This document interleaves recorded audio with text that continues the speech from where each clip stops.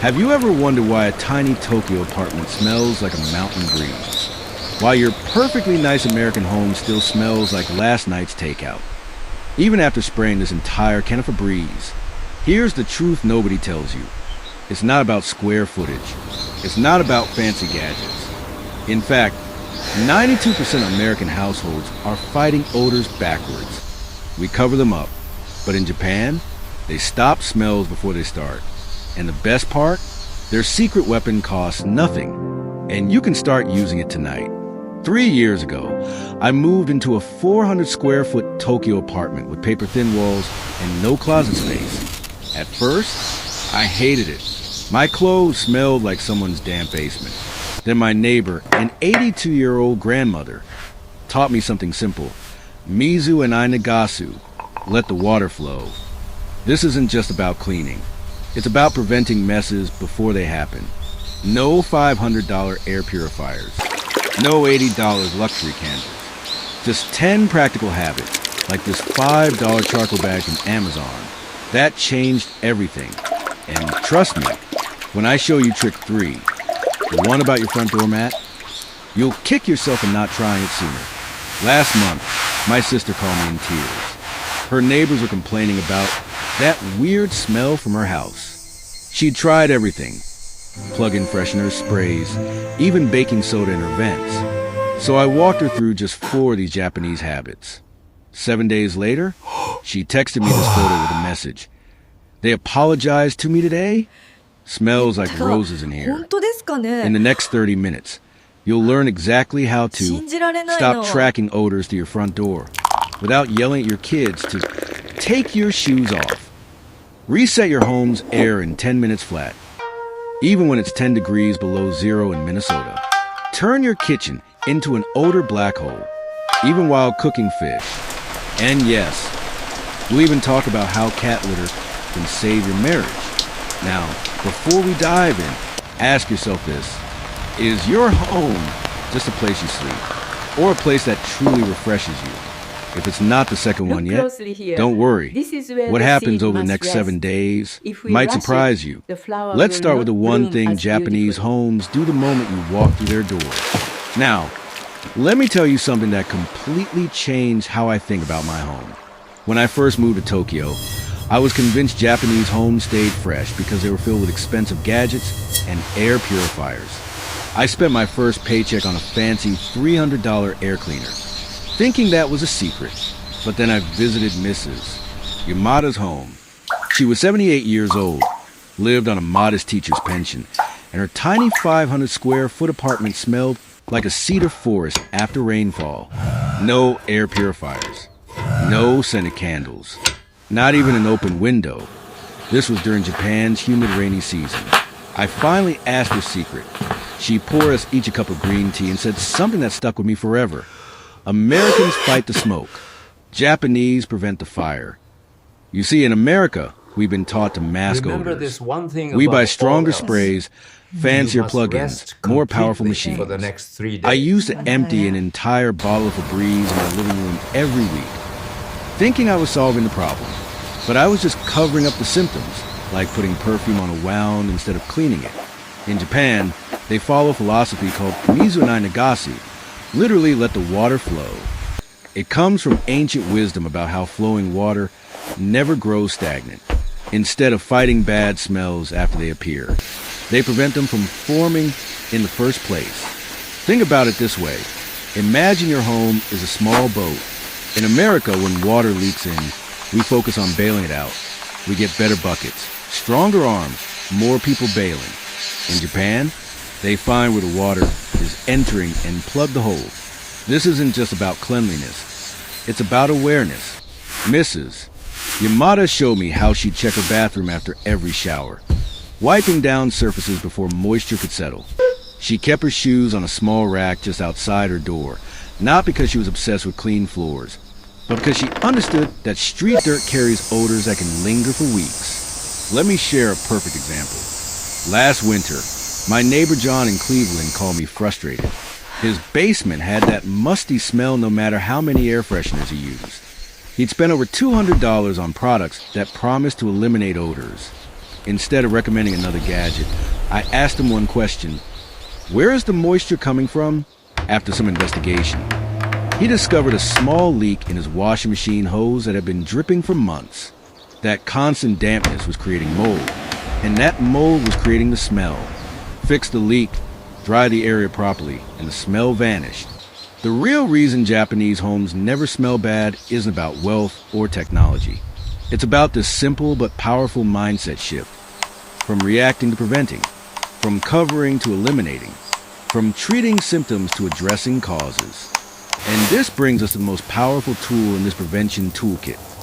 Something so simple you can implement it tomorrow without spending a single dollar.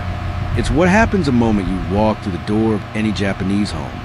You know, when I first heard about the Genkan Rule, I thought it was just another one of those quirky Japanese customs that wouldn't work in America. Like taking off your shoes before entering a home. I mean, I grew up in Chicago where we'd stomp snow off our boots and walk right into the living room. That's just how it was. But then something happened. During my second winter in Tokyo, I caught a terrible cold. My Japanese doctor didn't prescribe medicine first. Instead, he asked, "Do you keep your shoes on when you come home?" When I admitted I sometimes did, he nodded knowingly. Oh, no. "That's your problem," he said. "The dirt from outside carries bacteria that weaken your immune system.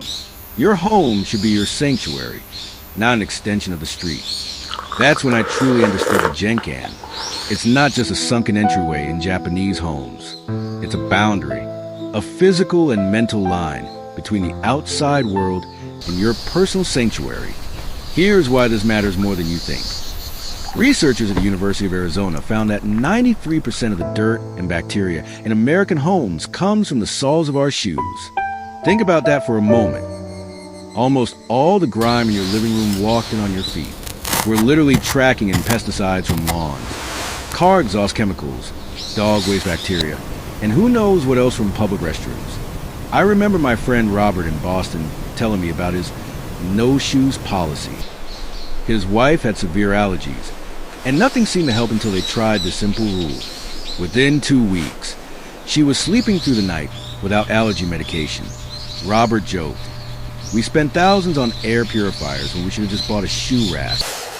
The beautiful thing is, you don't need to rebuild your house to create a Genkan.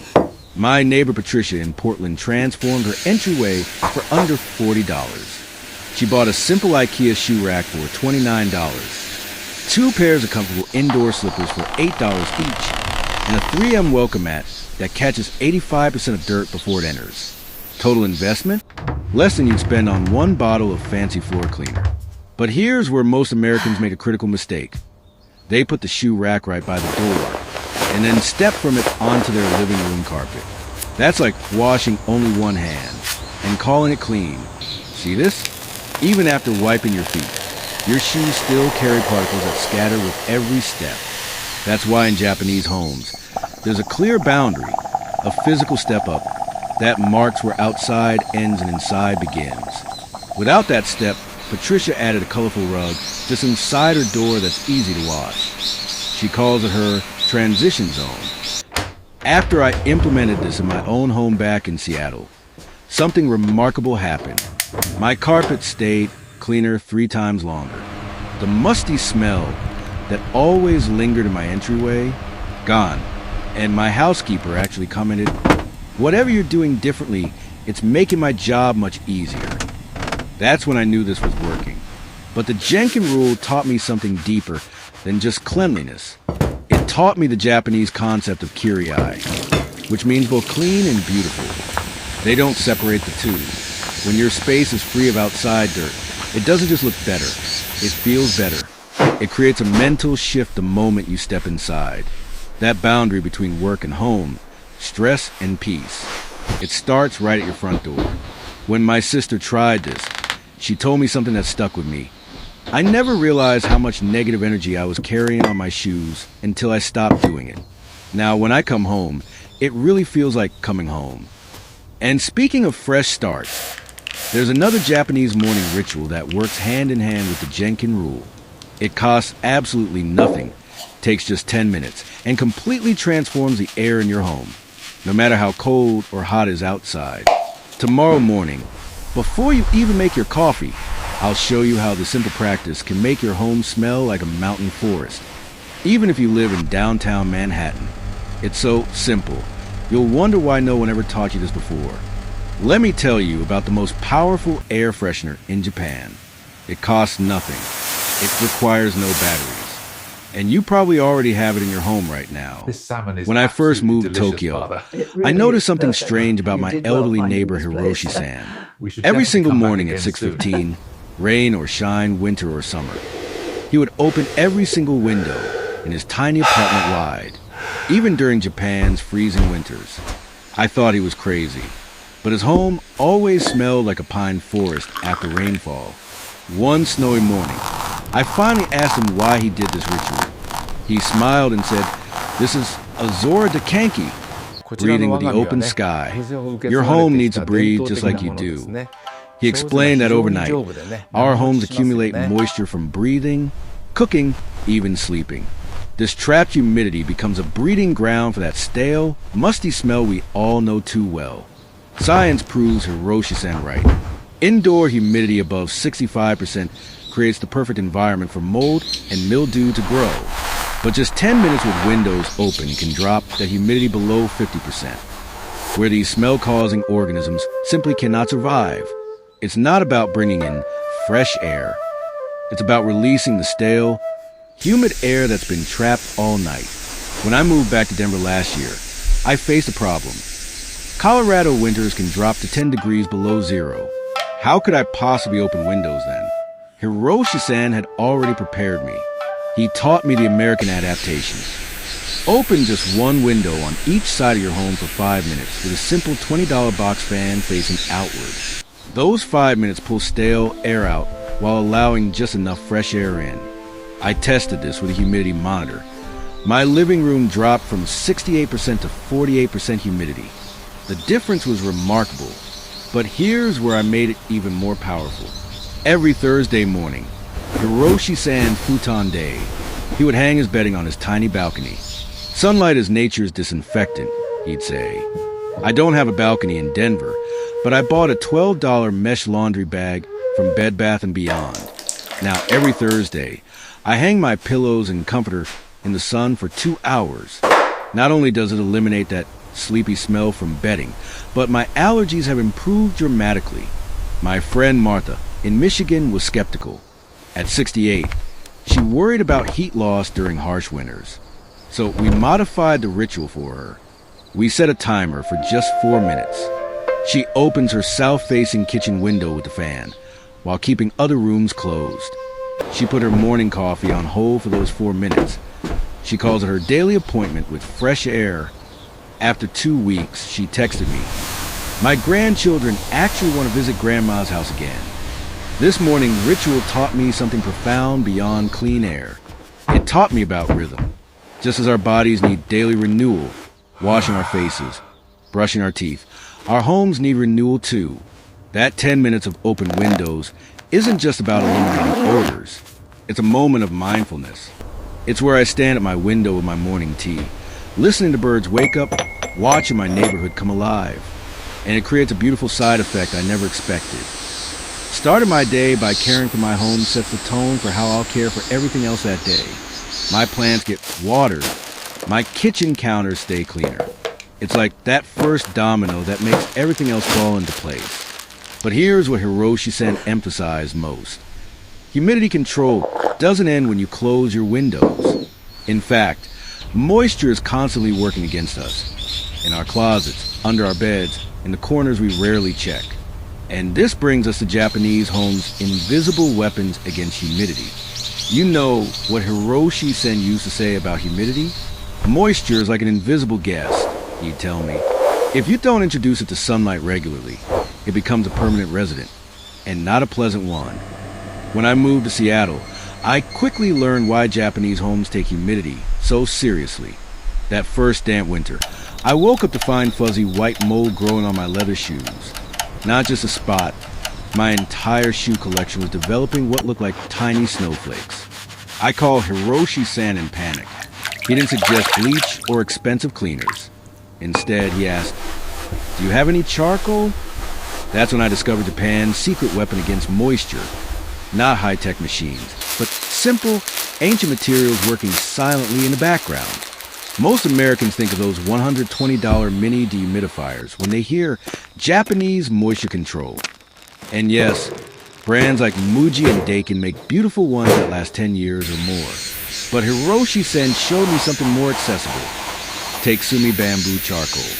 These little black bags cost us $4 to $8 a month on Amazon, yet they quietly absorb moisture and odors in enclosed spaces. I place them in my closets, under my bed, even in my shoe cabinet. After 2 weeks, not only did the mold disappear from my shoes, but my sweaters stopped that musty smell they developed over winter. The best part? When they lose effectiveness after a month, you don't throw them away. Simply set them on your balcony or windowsill in direct sunlight for 3 to 4 hours, and they recharge like little moisture-absorbing batteries. But what if you're on a tighter budget? My neighbor Betty in Florida taught me her version of this. At 72, she couldn't afford specialty products, so she repurposed silica gel cat litter. Yes, cat litter. She fills old sock drawers with $15 bags of silica gel crystals, placing them in breathable cotton bags. Her tiny Florida home, which used to smell perpetually damp, now stays fresh year-round. And for really stubborn areas, like that corner of your bathroom where mildew keeps returning, I discovered Damp Rid. That simple $8 bucket you can find at Walmart works like magic. I keep one behind my toilet, out of sight, but constantly working. Let me show you why this matters financially. When I calculated what I used to spend on plug-in air fresheners, about $12 a month for Glade refills. That's $144 a year just to mask odors. With bamboo charcoal, $8 a month. But I reuse each bag for 2 to 3 months after sun recharging. That's less than $32 a year to actually eliminate the source. Betty's cat litter solution costs even less, about $15 every 6 months. But this isn't just about saving money. It's about changing how we think about our homes. I used to treat moisture like an inconvenience, something to deal with after it became visible. The Japanese approach taught me to respect humidity as an invisible force that's always present, always working. Like a silent gardener, it cultivates what we don't want if we ignore it. Last winter, my sister-in-law visited from Arizona. She couldn't understand why my Seattle home didn't have that Seattle smell everyone complains about. When I showed her these little bags, she laughed. I spent $200 on a dehumidifier that's louder than my vacuum cleaner, she said. Now she uses bamboo charcoal in her closets and Damp Rid under her sink. She texted me last month. My husband finally stopped complaining about his work shirts smelling weird. The real lesson here isn't about products. It's about prevention. Just like our morning window ritual releases humidity, these silent guardians absorb what remains. They work while we sleep, while we work, while we live our lives. No electricity, no noise, just quiet protection. And this philosophy extends beautifully into the heart of our homes, the kitchen. Because if there's one place where moisture and odors collide most dramatically, it's where we prepare our meals, especially when we cook. Tomorrow, I'll share how Japanese homes cook fish every single week. Yes, even smelly mackerel and salmon. Yet their kitchens never carry that lingering fishy odor we all dread. In fact, their secret involves something most Americans already have in their pantries right now. I'll never forget my first dinner invitation at Hiroshi-san's home. I was excited to try authentic Japanese cooking, but honestly, I was worried. Earlier that day, I'd walked past apartments in Tokyo where the smell of grilled fish lingered for hours, even days, in hallways and stairwells. I braced myself, but when I opened Hiroshi-san's door that evening, his tiny kitchen smelled like, well, like nothing at all. Just clean air with a hint of citrus. I couldn't believe it. He'd just finished cooking mackerel, one of the smelliest fish I know. When I asked the secret, he smiled and said, "In Japan, we don't fight smells. We dance with them." The truth is, Japanese homes approach cooking odors completely differently than we do in America. While we might light a scented candle after cooking fish, they use 5 simple principles that work together like a well-choreographed dance. First, and this seems obvious but makes all the difference, they always open a window before they even turn on the stove. Not just a crack, fully open. Second, they position a small fan in that window, facing outward, to pull odors outside rather than just circulating them around the kitchen. Third, they almost always use lids when cooking. That mackerel Hiroshi-san made, he cooked it in a covered grill pan. Steam is the enemy when cooking fish, he told me. Contain it, and you contain the smell. Fourth, they use less oil than we typically do. In America, we love our crispy fried fish, but all that oil aerosolizes and sticks to curtains, upholstery, even walls. Japanese cooking relies more on grilling, steaming, and delicate broiling. And fifth, the one that changed everything for me, they clean as they cook. No waiting until after dinner to deal with fish scraps and greasy pans. Hiroshi-san kept a small bowl of soapy water right next to his cutting board, washing each utensil immediately after using it. Odors multiply when they sit, he explained, like interest in savings account, except this is a debt you pay with your nose. But what if you love baked fish like salmon? This is where Japanese home cooks become true ninjas. My friend Emiko taught me her mother's trick. When baking fish, place a shallow tray of water on the bottom rack of your oven. Add a few lemon slices or bay leaves to that water. The steam created captures the volatile oils that cause fishy smells before they can escape into your kitchen air. And if you really want to eliminate odors completely, consider switching to an induction cooktop. I resisted this change for years. My cast iron skillets and I had history. But when I finally made the switch, the difference was remarkable. Induction cooking produces almost no airborne grease particles compared to gas or electric coils. My curtains stayed clean longer. My kitchen towels didn't develop that persistent cooking smell. And best of all, no more setting off the smoke alarm when searing salmon. But sometimes, despite our best efforts, odors still happen. This is where I learned my favorite $10 solution from Mrs.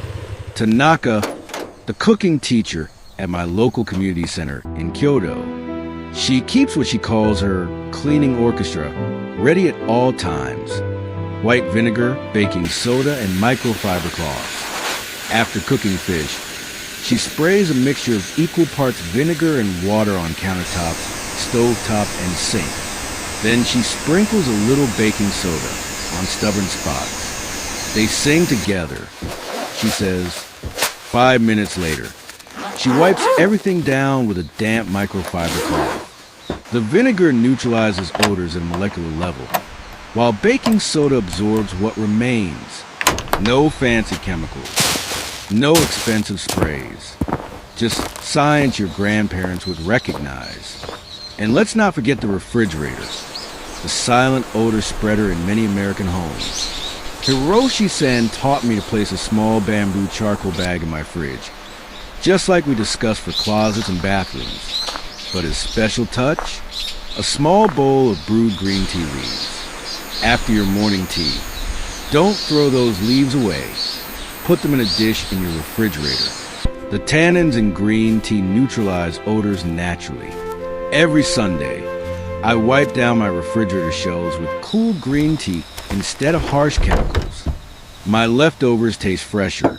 My milk doesn't pick up onion smells. And that mysterious funk that sometimes develops in vegetable drawers? Gone. I tested these methods last month when my son came home from college. He loves salmon but hates the smell it leaves behind. We cooked a whole side of salmon using these techniques. Open window with fan, covered pan, cleaning as we cooked, and the vinegar baking soda wiped down afterward. 15 minutes after we finished cooking, I asked him to close his eyes and tell me what he smelled in the kitchen. Nothing, he said. It just smells like home. That's when I knew these techniques really worked. You see, the Japanese approach to kitchen odors isn't really about the smells themselves. It's about respect for your home, for your family, for the food you prepare. When we take care to prevent odors rather than mask them, we create spaces where people actually want to gather, where memories are made around the dinner table, not in separate rooms because someone burned fish again. This principle of using natural materials to create harmony extends beyond just our kitchens. In fact, it's woven into the very floors and walls of Japanese homes. Tomorrow, I'll show you how the materials in your home, from your flooring to your curtains, can either trap odors forever or help eliminate them naturally, and how you can bring this wisdom into your American home without rebuilding from scratch. You know what surprised me most when I first stayed in traditional Japanese Inn? It wasn't the beautiful views or the exquisite food. It was how the floor itself seemed to breathe. My host, Mr. Sato, noticed me sitting cross-legged on his tatami mats, running my hand over their woven surface. These aren't just flooring, he explained gently. There are silent partners in keeping the home fresh. He told me that 1 square meter of authentic tatami can absorb nearly 2 cups of moisture from the air every single day, not through electricity or machines, but through the natural properties of the Gusa rush grass and the rice straw core beneath. When I moved back to Portland, I missed that feeling. My vinyl flooring looked nice, but on humid days, that sticky, closed-up feeling would return to my home no matter how many windows I opened. I called Mr. Sato for advice, instead of suggesting I import expensive tatami mats, which would cost thousands and need replacement every 5 years. He gave me practical American alternatives. The principle matters more than the product, he said. And that principle is simple. Natural materials breathe. Synthetic ones suffocate. Think about your own home for a moment. Those thick wall-to-wall carpets we love in America, they're odor magnets. I learned this the hard way when my golden retriever, Max, had an accident near our living room sofa. Even after professional cleaning, that spot held on to a faint smell for years. Why? Because carpet padding and synthetic fibers trap moisture, and odors like a sponge you can never fully wring out. Mr. Sato taught me to look at materials differently. When I renovated my Portland home last year, I replaced the carpet in my main living area with wide plank pine flooring. Yes, wood floors cost more up front, but consider this. My neighbor Janet spent $2,500 replacing her carpet every 7 years, plus $150 each time for professional cleaning. My wood floors cost $4,000 initially, but with simple maintenance, they'll last 30 years or more. And it's not just about floors. When Mr. Sato visited me in America, he politely declined to sit on my beautiful cream-colored polyester sofa. This material, he explained gently, touching the armrest, holds onto smells like a memory. He was right. No matter how often I vacuumed, that sofa absorbed cooking smells, pet odors, even the scent of my perfume. So what's the alternative? For under $50, I bought an IKEA seagrass rug that transforms my living room. It's not authentic tatami, but like tatami, it's made of natural fibers that absorb moisture rather than trapping it. And instead of fighting with my polyester couch covers, I invested in linen slip covers and cotton throw pillows. The difference? After dinner parties, when guests remove their shoes and sit on natural fabrics, our home does retain that crowded room smell the next morning.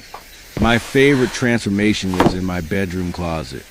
I used to use plastic storage bins everywhere, a habit from my college dorm days.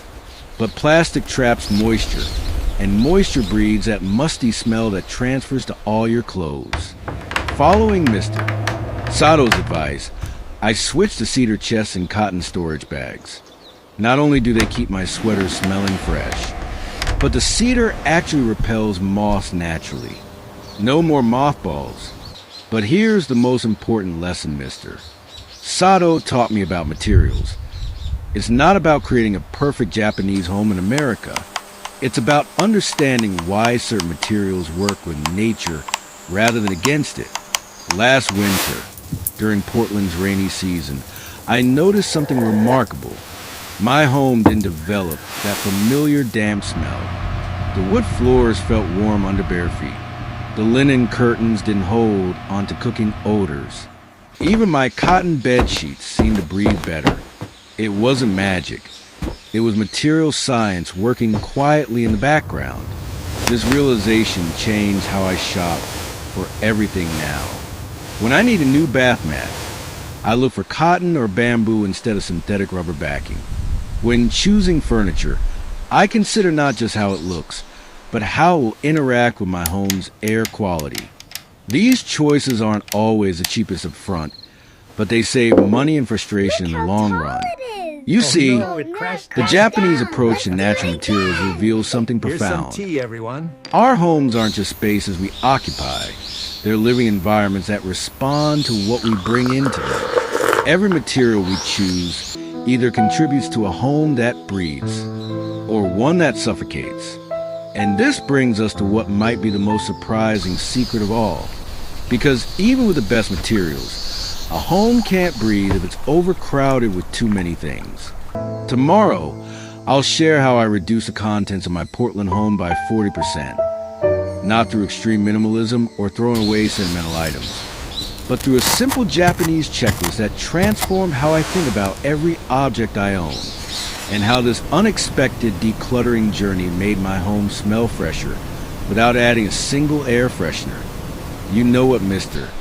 Sato said when he saw my old Portland home, he didn't criticize the way my polyester couch absorbed cooking smells or how my thick carpet trapped dust. Instead, he gently asked, "How much time do you spend taking care of your things compared to enjoying them?" That question hit me like a bucket of cold water. I'd always admired Japanese minimalism from afar, the serene spaces, the clean lines, but I never understood why it worked so well until I connected it to something we talk about today: odors. Here's what I learned the hard way. Clutter isn't just visual chaos. It's an odor trap.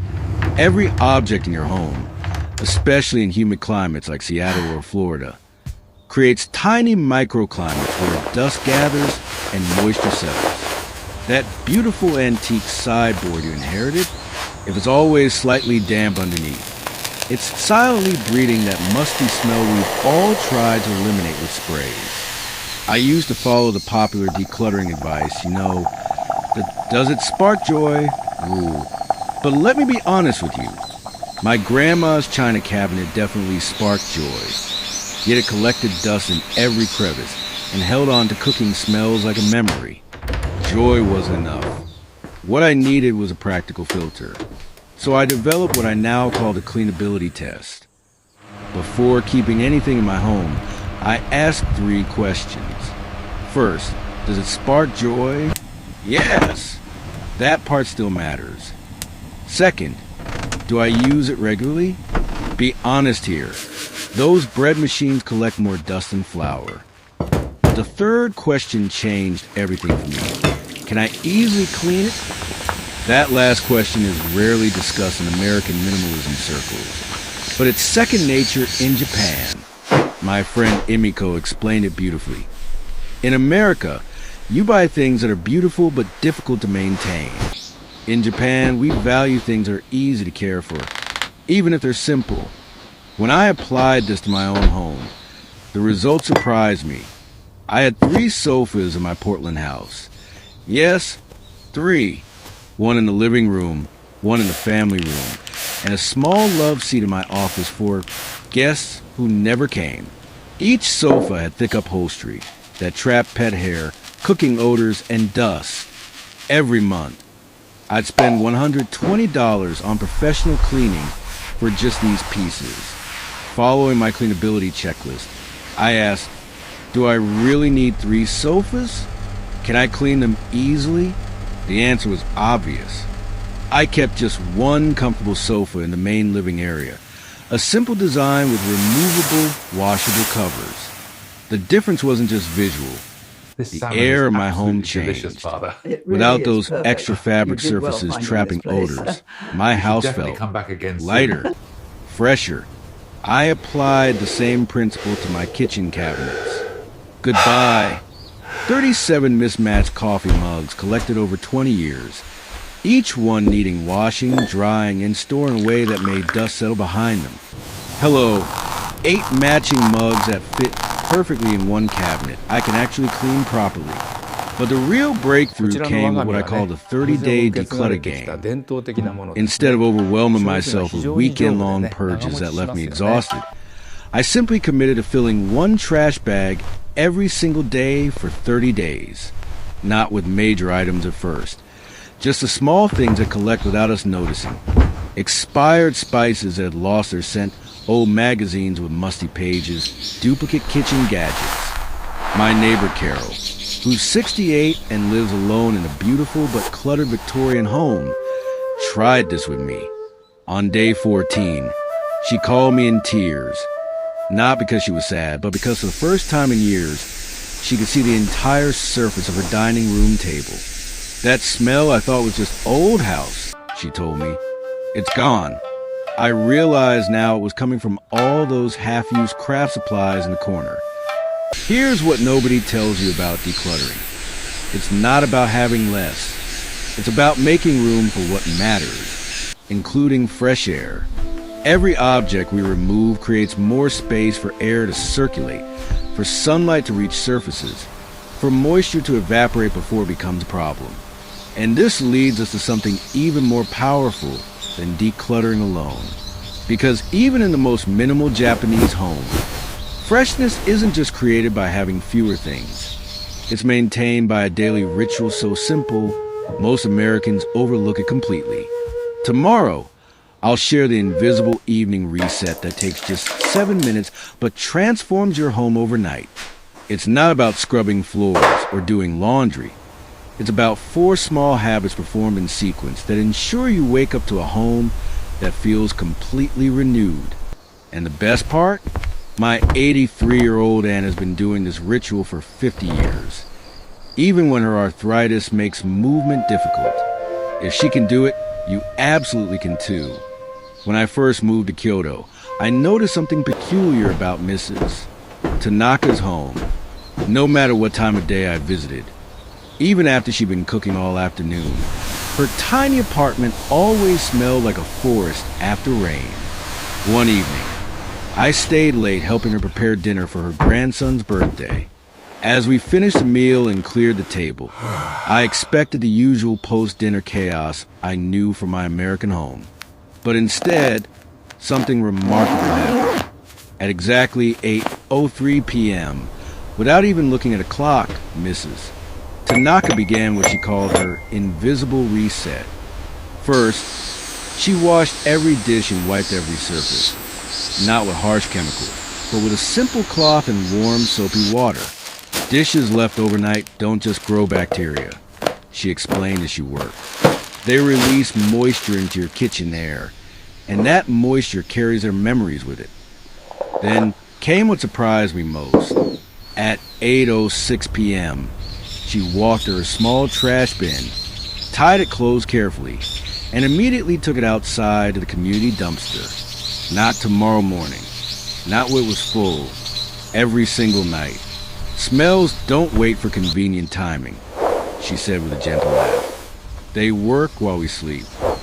Between 8:07 and 8:09, Mrs. Tanaka checked each room, touching surfaces with the back of her hand, where she felt even slight dampness, especially in closets and bathroom corners. She repositioned her bamboo charcoal bags. These little guardians get tired, she explained. They need to be where the work is heaviest each night. Finally, at precisely 8:10, she opened her 2 small windows just 2 inches, enough to create airflow but not chill the apartment. She spritzed a tiny amount of enoki with oil into the airstream. Not enough to notice immediately, but just enough that by morning, you'd feel refreshed without knowing why. That 7-minute ritual seemed too simple to matter. But after moving back to Seattle, I discovered its power during my darkest winter. I was overwhelmed with work. My home felt perpetually stale, and I was using more air fresheners than ever before. Then I remembered Mrs.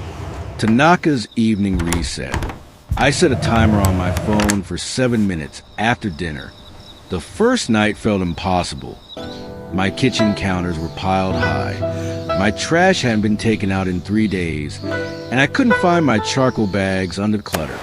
But I committed to just 7 minutes. That first night, I only managed the dishes and trash.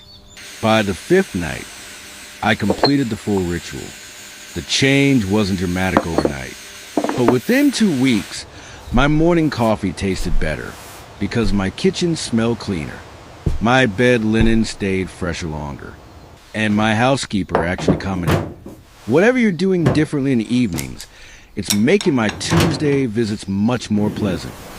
I know what you're thinking. I'm exhausted by bedtime.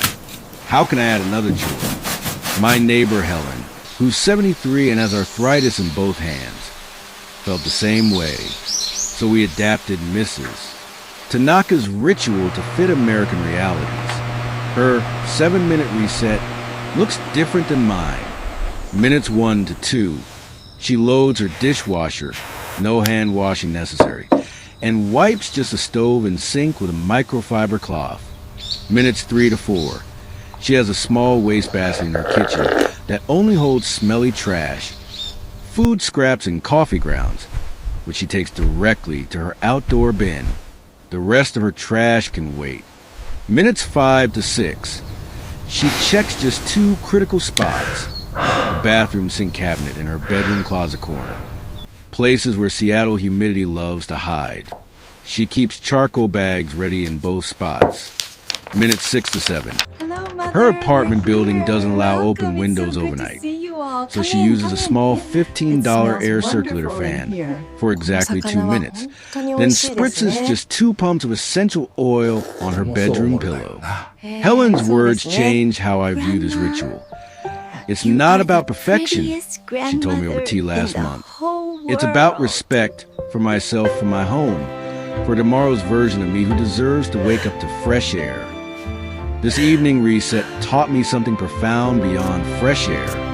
It taught me that small daily actions build dignity, that taking 7 minutes to care for my home before sleep is really about caring for the person I'll be when I wake up. Mrs. Tanaka was right. Odors are just symptoms. What we're really fighting is the accumulated weight of neglected moments. And this brings us to where everything comes together. Because after sharing all these Japanese secrets with you today, I want to make one promise, backed by my own experience, that might sound impossible until you try it yourself. Tomorrow, we'll begin a simple 7-day challenge that combines just 4 of these practices. No expense, no complicated routines, just small shifts that created such dramatic results in my sister's home that her neighbors actually apologized to her. And I promise, if you follow this exactly as I show you, you'll see results within 1 week. In fact, I'm so certain I'll make you a personal guarantee. You know, when I first learned these Japanese secrets to keeping a fresh home, I was skeptical too. I thought, this works in tiny Tokyo apartments, but my American home is different. But after 3 years of testing these practices in my Portland house, through rainy winters, summer heat waves, and even after hosting my son's college graduation party for 30 people, I can tell you with certainty, these principles work anywhere. Let me share something personal. Last year, I received a letter from a viewer named Margaret. She's 76, lives alone in a small house in Vermont, and had given up on having visitors because she was embarrassed by the old house smell no matter how much she cleaned. She tried just 4 of these practices we discussed this week: taking off shoes at the door, her 5-minute morning window ritual, bamboo charcoal bags in her closets, and wiping her kitchen clean every night before bed. After 7 days, she wrote, My daughter brought her grandchildren over yesterday. They didn't just visit, they stayed for dinner. And when they left, my granddaughter said, "Grandma, your house smells like cookies and sunshine." I cried happy tears that night. That's why I'm inviting you to join our 7-day Fresh Home Challenge. Starting tomorrow, I want you to try just these 4 simple practices. Create a shoe-free zone at your front door. Open your windows for just 5 minutes each morning. Even in winter, place bamboo charcoal bags in your problem areas. Clean your kitchen completely before bed. That's it. No expensive gadgets. No complicated routines. Just these 4 small shifts that work together like a well-rehearsed choir. And here's my promise to you, backed by my own experience and hundreds of messages like Margaret's. If you follow these 4 practices consistently for 7 days, your home will smell noticeably fresher. In fact, I'm so certain this that I'll make you a personal guarantee. If you do this challenge exactly as I've shown you for 7 full days and don't notice a difference in your home's freshness, email me directly. I'll personally send you a $15 gift card for your favorite coffee shop. No questions asked. I've created a simple, printable checklist to guide you through each day of this challenge. It includes exact placement tips for your charcoal bags, a visual guide to creating your shoe-free zone no matter your entryway size, and even seasonal adjustments for extreme weather. This checklist is completely free. I just want you to succeed. You'll find a link to download it in the description below this video. While you're there, I'd be honored if you'd hit the like button. It tells YouTube this content matters to people like you. And if you haven't already, please subscribe and tap the bell icon. Next week, I'm sharing a special video just for subscribers about how to extend these Japanese freshness principles to your car, your closet, and even your office space. Before we say goodbye, I want to share one last lesson Mrs. Tanaka taught me on my final visit to her Kyoto home. I asked her secret to maintaining such a peaceful space for over 50 years. She smiled and said, "A home doesn't become fresh by accident. It becomes fresh because someone cares enough to make small choices every day."